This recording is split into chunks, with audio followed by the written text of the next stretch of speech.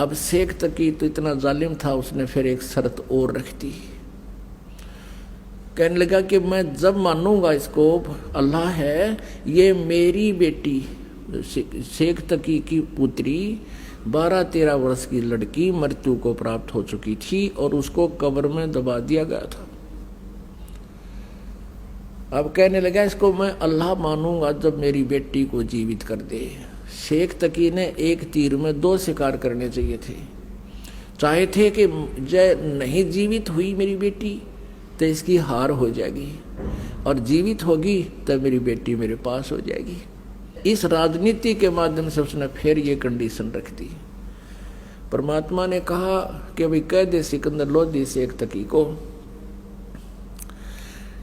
पर तीसरे दिन इस लड़की को जीवित कर दूंगा।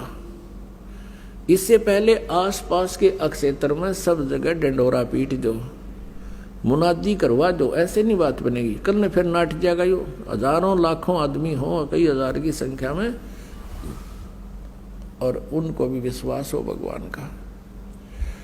अब सिकंदर लोधी ने भेज दिया आसपास सब सर्वेंट नौकर, गांव गांव में जाकर डंडोरा पीट दिया कि ऐसे ऐसे एक महात्मा आए हैं, शेख तकी की लड़की कब्र में दबा रखी है, उसको जीवित करके दिखाएंगे। इस खबर को सुनकर कई हजार, 20, 30, 50 हजार की संख्या में वह इंसान इकट्ठे हो गए, आदमी औरत सब आ गई,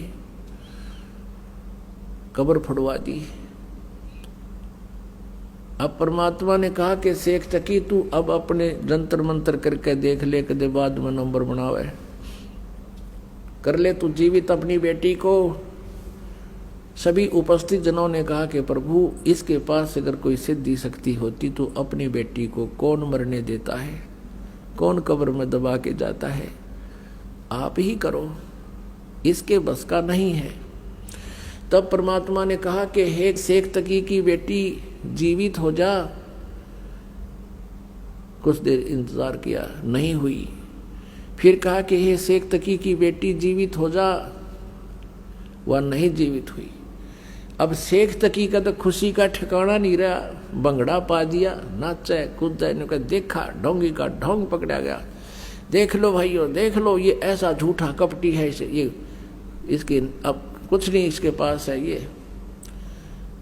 अब परमात्मा ने तीसरी बार फिर कहा, वह फिर भी ना जीवित हुई। पर फिर तो वो कूद दैनो जो कर मृग कूद जा कर। फिर बोला परमात्मा शांति राख पीर जी। अब देखो पुण्यात्मा, उस दुष्ट इंसान को अपनी बेटी जीवित ना होने का गम नहीं, कबीर जी के हार जाने की खुशी बना रहे। फिर परमात्मा ने क्या कहा कि हे जीव आत्मा जहां भी है तू, और कबीर आदेश से वापस आ जा और इसके शरीर में प्रवेश कर बेटी के में और बाहर आ जा। इतना बोला था मालिक ने। उसको कंपन हुई पूरे शरीर में, एकदम वह लड़की खड़ी होकर के और बाहर आके परमात्मा के चरणों में दंडवत प्रणाम किया। बोलो बंदी छोड़ कबीर साहेब की जय। पुण्यात्माओं, परमेश्वर ने कहा कि जा बेटी तेरे पिता के साथ। लड़की ने कहा कि नहीं, ये पिता नहीं, ये दुश्मन है समाज का, ये मानव समाज का शत्रु है। इसका और मेरा नाता 12 वर्ष की आयु तक का था, आगे मेरा जीवन शेष नहीं था। अब मैं पशु जोनी में जाने की मेरी तैयारी हो रही थी। आज मेरे इस परमेश्वर ने मुझे पुनर्जीवन दिया है। और 1.5 घंटे तक उस लड़की ने प्रवचन किए। परमात्मा ने उसके अंदर वह कैसेट डाल दी, अपना ज्ञान फैक्स कर दिया। उस लड़की ने 1.5 घंटे तक प्रवचन किया कि लोगों ये खुद अल्लाह आए हैं, ये अल्लाहु अकबर हैं, ये पूर्ण परमात्मा है, ये सारी सृष्टि के रचना रहे। अपने विषय में बताया कि मैंने भी गलती कर दी थी इस परमेश्वर को ना पहचान कर, आज मेरी वो दिव्य दृष्टि काम कर रही है।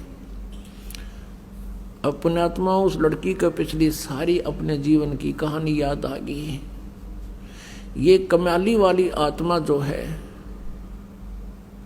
ये सतयुग से मालिक की चरणों में सेवा में रही। सतयुग के अंदर ये विद्याधर ब्राह्मण की पत्नी दीपिका थी। उसमें इनको परमात्मा शिशु रूप में मिले थे, परमात्मा की सेवा की थी, वो पुण्य मालिक ने इनका बनवाया। फिर वही आत्मा दोनों की दोनों त्रेता युग में वो वेद बीज ब्राह्मण हुआ और वो सूर्या नाम की उसकी पत्नी हुई। फिर आगे चल के दोनों की कुछ पुण्य थे, वो स्वर्ग में रहे। उसके बाद वो वेद बीज वाली आत्मा तो स्वामी रामानंद हुआ और वो सूर्या और दीपिका वाली आत्मा ये कमाली हुई। कमाली का जन्म मुसलमान धर्म में हो गया। अब मुसलमान धर्म में ये ज्ञान प्रवेश करना कोई बालकों का खेल नहीं, वो तो इतने आरूढ़ हो चुके हैं, वो उस ज्ञान और इस निराकार भगवान इस काल के अतिरिक्त किसी को नहीं मानते। अब परमात्मा वहां पहुंचे, 10-12 वर्ष की लड़की थी, तब उनसे मिले, उनको जो ज्ञान समझाया बेटी को, क्योंकि परमात्मा का विधान है जो जन मेरी शरण है ताका हूं मैं दास, और गेल गेल लग गया फिर जब लग धरती आकाश। अब उसी आधार से परमात्मा उस कमाली को मिले थे। कमाली बता रही है मुझे परमात्मा मिले थे जब मैं 12 वर्ष की आयु में थी। मेरा नाम राबिया था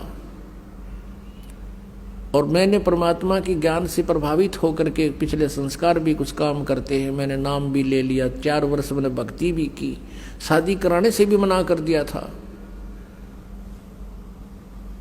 अब क्या कहानी थी पुण्यात्माओं। ये राबिया 12 वर्ष की थी, परमात्मा मिले, इनको सारा ज्ञान समझाया। पिछले संस्कार से थे जो कि इसे धर्म में भी इसने परमात्मा को स्वीकार किया। 4 वर्ष तक पूरा संघर्ष किया आप समाज के साथ, अपने माता पिता के साथ, और सत साधना करती रही। और विवाह करने से मना कर दिया, मैं आजीवन ब्रह्मचारी रहूंगी। लेकिन माता पिता रूढ़िवादी गणे थे, रोटी खानी छोड़ दी, खाना छोड़ दिया। बेटी हम कहाँ मुंह दिखाएंगे, बेटी को घर पर कैसे रखेंगे। तो माता पिता के इस दुख को देखकर उसने स्वीकृति दे दी कि मैं शादी करवा लेती हूँ, लेकिन मन में ये सोच लिया कि मैं अपने पति से फैसला करूंगी। विवाह होता है तो मुसलमान धर्म में एक ऐसी प्रक्रिया होती है, उसमें निकाह कबूल करना होता है। सामने दोनों बच्चों को बिठाकर पूछा जाता है, बेटी क्या तू इसे विवाह करना कबूल करती है? वो स्वीकृति दे देती है तो विवाह होता है, नहीं तो नहीं होता है। तो वहाँ उसने स्वीकृति दे दी, विवाह हो गया। एक बहुत बड़े नेक आत्मा, बड़े अफसर साहब के उसका जो है ना विवाह हुआ, नाता जुड़ा। अब उस अपने पति को जाकर के उस लड़की ने कह दिया, जी मैं आपसे 2 बात करना चाहती हूँ। उसने कहा बोलो। उसने सारी कहानी बता दी कि मैं शादी नहीं करवाऊंगी, मैं संतान उत्पत्ति नहीं करूंगी, मैं शादी नहीं करवाना चाहती थी। मेरे माता पिता जी समाज को बहुत देख रहे थे, लोक लाज में ज़्यादा दुखी हो गए थे। तो उसने कहा कि आपने फिर निकाह कबूल क्यों किया था? संतान उत्पत्ति नहीं करेगी, मुझसे मिलन नहीं करेगी, तो तुमने निकाह कबूल क्यों किया था? कि मेरी मजबूरी थी, मेरे पिताजी लोक लाज के कारण घने दुखी हो गए थे। अब आप देख लो, यदि आप जी ने मेरी शर्त स्वीकार नहीं की तो मैं आत्महत्या कर लूंगी। मैं आपको टच नहीं कर सकती, मैं गृहस्थी नहीं कर सकती। अब वो घना दयालु आदमी था, नेक व्यक्ति था।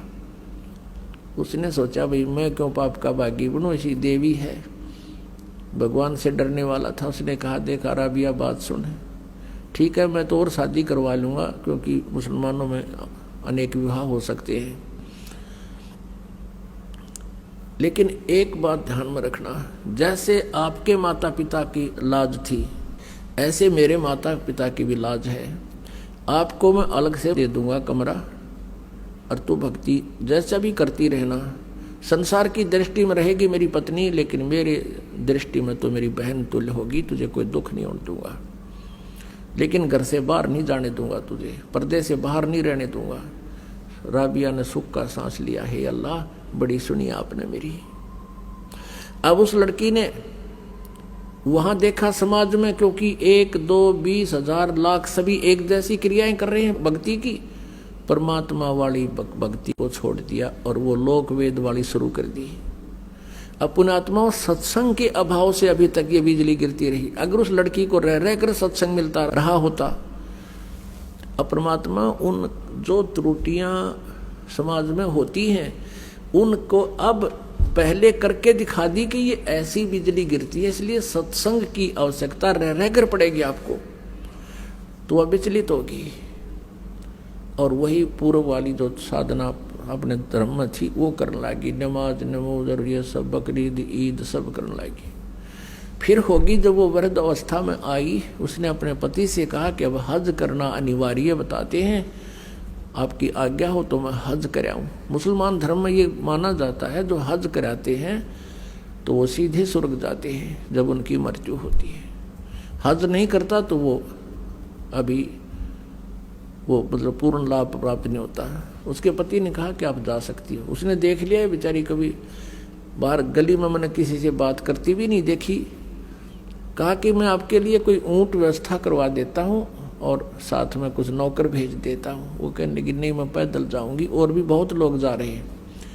अब वो चल पड़ी और जाने वाले कोई जा रहा था, कोई नहीं आ रहा था, कोई किधर रास्ते में बैठ गया, तो वह सीधी चली जा रही थी। उसने क्या देखा कि एक कुएं के ऊपर एक कुतिया प्यासी खड़ी थी, उसके छोटे छोटे नवजात बालक वो अलग पड़े थे और वो इतनी प्यासी थी कि राबिया के चरणों की तरफ आई, फिर भाग दौड़ कर कुएं की तरफ झांका, फिर उसके पैरों की तरफ आई। अब राबिया ने देख लिया कि प्यासी बहुत है। वहां जाकर देखा कुएं पर कोई बाल्टी नहीं, कोई रस्सी नहीं। अब उधर से उस कुतिया की दुर्दशा देखकर उस पर रहा नहीं गया। कहते हैं दया बिना दरवेश कसाई, जिसके अंदर दया नहीं है वो संत दरवेश वो साधु कसाई के तुल्य है। अब उस लड़की ने कोई चारा नहीं देखा, आसपास कोई गांव झोपड़ी भी नहीं, कहीं से को बाल्टी ने जू ले आऊं। उसने आओ देखा ना ताओ देखा, अपने सिर के बाल नो पाड़ दिए खस्सा खस खस्सा खस। आप पाड़ के देखो 5-4 बालों को एकदम नो खस्सा खस पाड़ दिए, कत्ती सारे बाल पाड़ दिए। और उनकी फिर रस्सी बांटी, आप लो आने होगी। रस्सी बांटी बहुत लंबी, गहरे पानी जल होता था। अपने कपड़े निकाल कर पहले मोटे कपड़े पहना करते थे खादी के रेजे के, और उसका बांध के नीचे जल में डबोए और फिर निकाल के एक पात्र पड़ा था मटके का टूटा हुआ आधा हिस्सा घड़े का, उसमें निचोड़ा, फिर पानी निकाला और कुतिया 1 सेकंड में उसने जब पी जा और फिर मुंह की तरफ देखे, फिर दूसरा। अब ऐसे वह कुतिया छका दी, तृप्त किया और अपने बालों को रक्त से साफ किया और कपड़े पहन के चालन की तैयारी करी थी, प्रस्थान करना चाहता। इतने में कहते वो मक्का जहाँ ये हज करने जाते हैं, मक्का में शीश निवाने जाते हैं, वो नो की नो बिल्डिंग उठ गए और ऐसे लगी उस कुएं के साथ में जैसे गाड़ी प्लेटफार्म पर लग गया करे। अब उस देखकर मक्के को राबिया तो दौड़कर अंदर गई, दंडवत प्रणाम किया जैसा भी वहां करते हैं, सजदा किया। उसको सौपन सा हुआ कि मक्के मागी में तो वहां जो यथा स्थान पर मक्का रहा नहीं, लोगों में हाहाकार मच गया, मक्का कहाँ गया, मक्का कहाँ गया। एक अब्राहिम अधम सुल्तान नाम का एक भक्त था जो पहले जन्म जन्मांतर में मालिक का शिष्य था, और वो भी ऐसे ही भ्रमित था। उसमें भी परमात्मा उनको कबीर जी मिले हुए थे, आए थे, और वो परमेश्वर के ज्ञान से परिचित था। वो मक्का में इस उद्देश्य से गया था कि तुम मुसलमान होते हुए मुसलमानों को समझा रहा था कि इस मक्के में भगवान नहीं है, अल्लाह तो इस तरीके से मिलेगा। अब वो परमात्मा की रजा से अब्राहिम सुल्तान जो पहले जन्म में था, उसका नाम और था पहले, अब वो प्रसिद्ध है इसलिए उसको कहा जाता है। वहां लोग पूछ रहे थे मक्का कहाँ गया, मक्का कहाँ गया, और अब्राहिम सुल्तान अधम को पता था, परमात्मा ने कहा था। उस नालायक लड़की ने बेटा नाम तोड़ दिया और वह साधना करने लगी जो पुरानी थी, कर्म बिगाड़ दिए। तो वो अधम सुल्तान कहते हैं कि गया रांड के लेन को नो कहे अधम सुल्तान, सुल्तान अधम मक्के गया और मक्का नहीं मकान, नो कहे यू मक्का, मक्का मन मोक्ष स्थल। इब्राहिम सुल्तान कहता है यू मक्का नहीं, ये तो एक ढूंढ है, मकान है। और गया रांड के लेन को नो कहे अधम सुल्तान, अब लोग नौके किसको लेने गया कि एक रावण को लेने गया।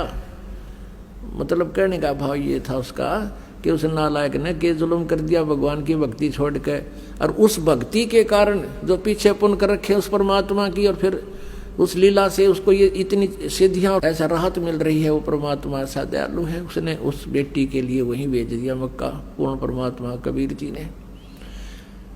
और भगवान पर अपना भगत दुखी नहीं देखा जाता। अब चाहे वो बेशक डलाड हो रहा था, जैसे टटीरी थी, महाभारत में एक प्रमाण आता है, और टटीरी तो किसी की उपासना भी ना कराया करती।